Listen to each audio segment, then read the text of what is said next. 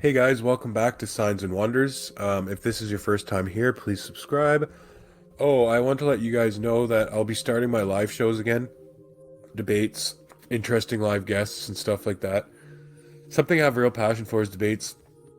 Theological, apologetic, whatever, just cool stuff. So yeah, I'm working on some new streaming software right now, so give me a couple days to mess around with it, and then look for some live show announcements.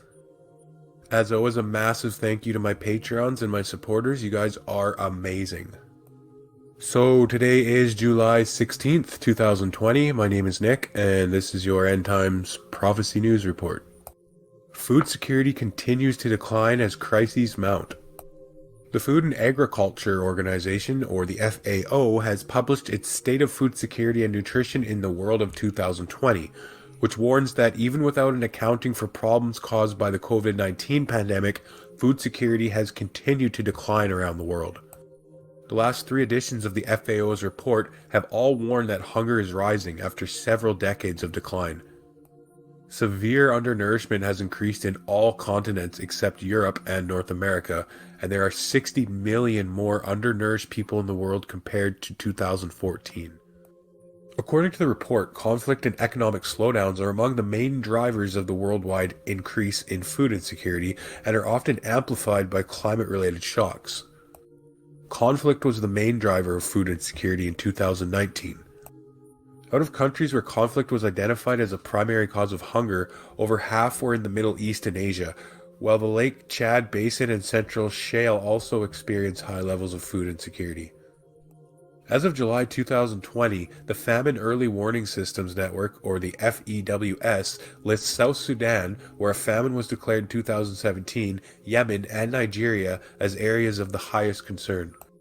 While violent conflict is a common feature of acute food insecure countries, the recent FAO report also notes that the effects of conflict are often exacerbated by climate shocks.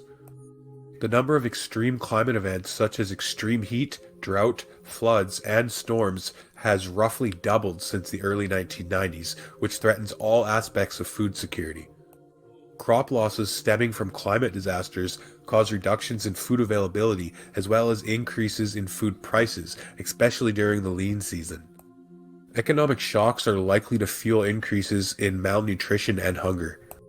The World Bank has predicted a major global recession due to the shock of the pandemic and related lockdown measures. If that is the case, it is possible that food prices will spike as incomes fall, limiting food accessibility and further hindering the fight against food insecurity. Drought conditions expected to worsen. Drought conditions are already persisting in parts of Illinois, and things are only anticipated to get worse, as the National Weather Service predicts long periods of hot and dry weather throughout July and August. Meteorologist Chris Miller says he is monitoring the number of 90-plus degree days ahead along with any rainfall coming our way. Last week, drought conditions for roughly 30% of Illinois showed up as abnormally dry. If you're in eastern or western Illinois, things don't seem to be too bad right now. Miller says pop-up thunderstorms this summer have aided in keeping their moisture levels at an adequate level. 10 million people face acute food shortages in Yemen. Nearly 10 million people are facing acute food shortages in Yemen, and urgent action is needed to avert a famine, the UN's World Food Program said on Friday.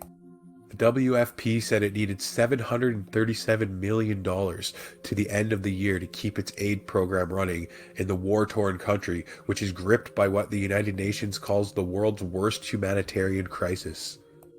The humanitarian situation is deteriorating at an alarming rate, pushing people to the edge, WFP spokesman Elizabeth Breeze told a virtual briefing in Geneva.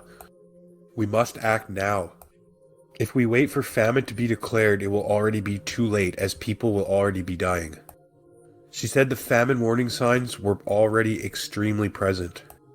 Yemen is facing a crisis on multiple fronts. Imports have halted to basically nothing, food prices are soaring, the rial is in a free fall, I guess that's the currency for Yemen, and foreign currency reserves are nearing total depletion. More than 20 million people were food insecure in Yemen, of which 13 million receive humanitarian food assistance. Meanwhile, 2 million children plus a million pregnant or breastfeeding women require treatment for acute malnutrition. Because of war and conflicts, tens of thousands have been killed, an estimated 4 million displaced, and 80% of the country's 29 million people are dependent on aid for survival.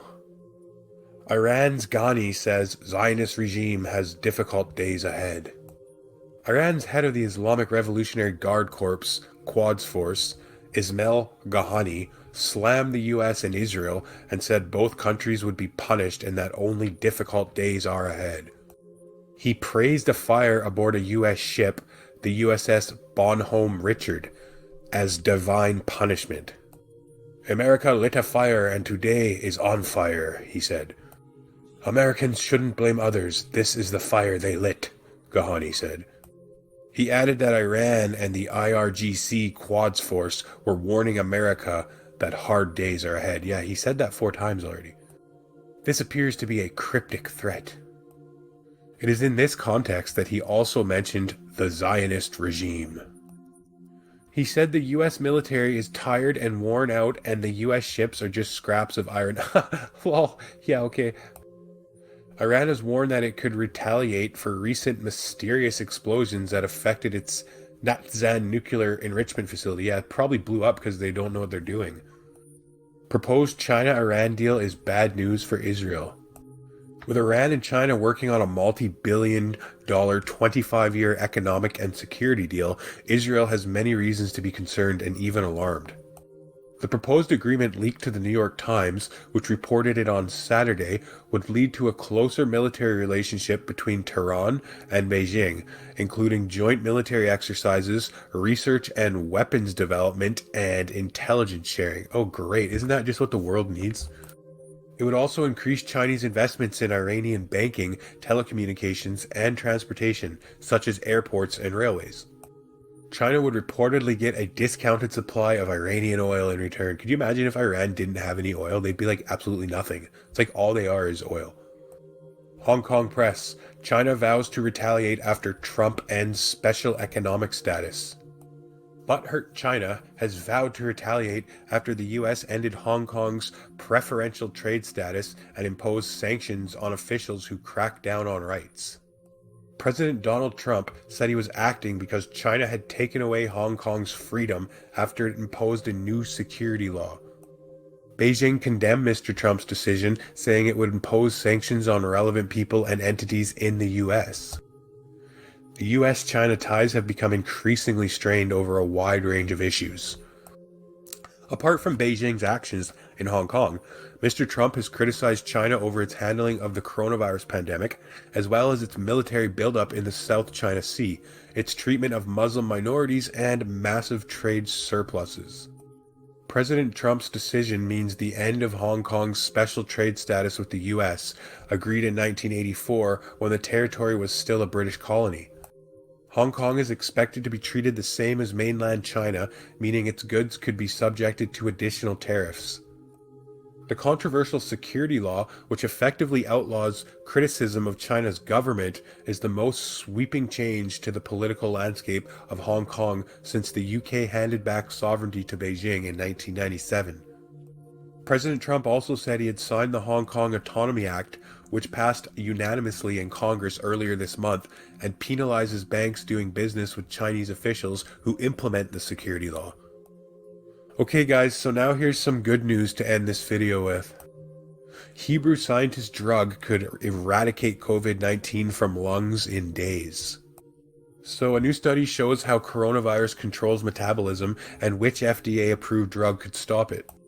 Researchers at Israel's Hebrew University of Jerusalem and New York's Mount Sinai Medical Center believe they could potentially downgrade COVID-19 severity into nothing worse than a common cold.